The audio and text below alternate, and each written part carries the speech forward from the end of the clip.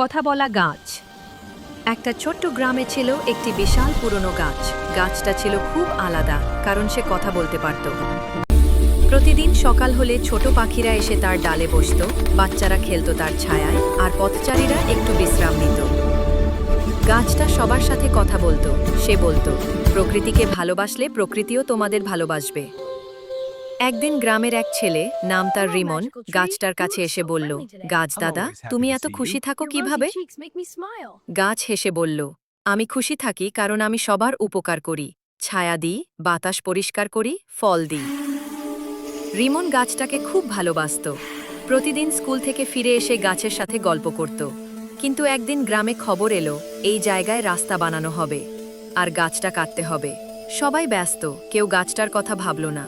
সেদিন রাতে গাছটা খুব কান্না করছিল একা একা। রিমন এসে জিজ্ঞেস করল, গাছ দাদা, তুমি আজ কথা বলছো না কেন? গাছ ধীরে বলল, রিমন, হয়তো এটাই আমাদের শেষ দেখা। রিমনের চোখে পানি চলে এলো। পরের দিন সকালে রিমন গ্রামের সবাইকে ডেকে বলল, এই গাছটা শুধু গাছ না, এটা আমাদের বন্ধু, এটা আমাদের বাতাস, ছায়া আর সুখ। বাচ্চারা কাঁদল, বুড়োরা ভাবল, আর সবাই একসাথে বলল, গাছটা আমরা বাঁচাবো।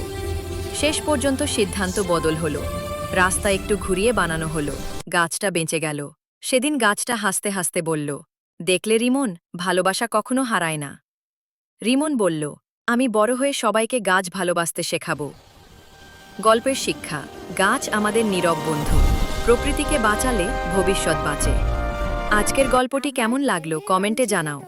এমন নতুন নতুন গল্প পেতে চ্যানেলটি সাবস্ক্রাইব করুন। ধন্যবাদ।